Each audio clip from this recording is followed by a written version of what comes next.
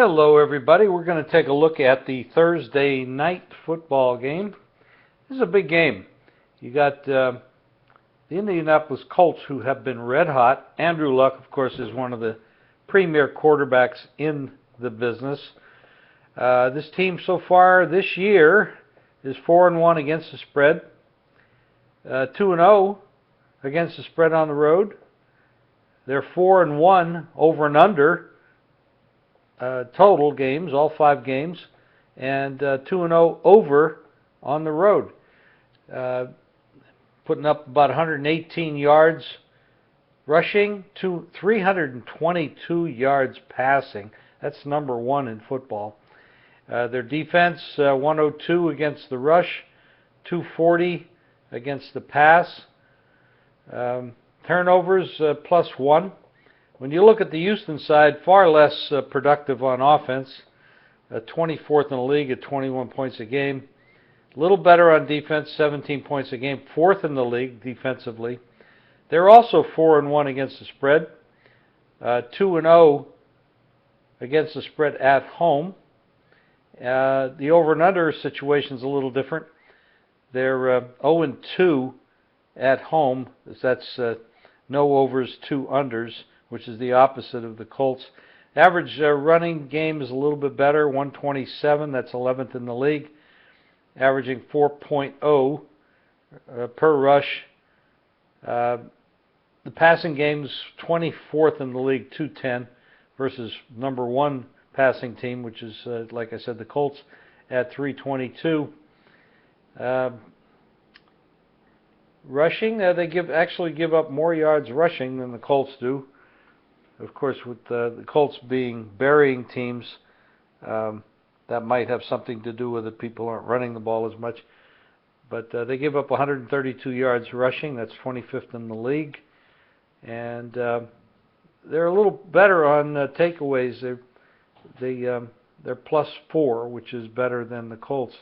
If you open it up and look at this game a little bit more, this is a division game. It's a very big game, actually. Indianapolis, they lost their first game at Denver, made a comeback in that game. Then they lost their second game, which was against Philly. That's a game they absolutely gave away. They had Philly beat. They should have won the game. You know, if you really look at it, they should be 5-0 against the spread, because they really gave that game away to Philly. Should not. Then they beat Jacksonville, beat them up real bad, 44-17. But everybody does that. Then they beat Tennessee, laying 7 at home, 41-17.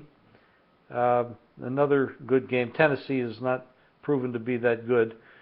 And then last week against Baltimore was a surprisingly low-scoring game. Everyone, including the Sharps and the public, liked this game over. I personally had a play on the over, and I was totally wrong. They didn't score in the first half. Second half, they scored more, which made for a decent halftime bet, but it barely got over the halftime number anyway. But when you look at yards per point,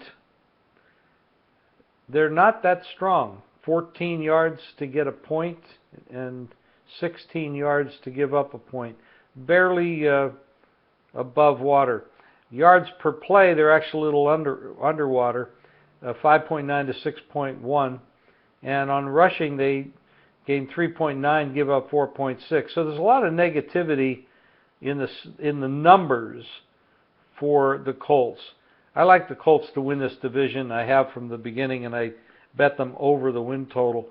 But in this spot, they're going to Houston, who's a pretty good football team. And they lost a tough overtime game to Dallas last week.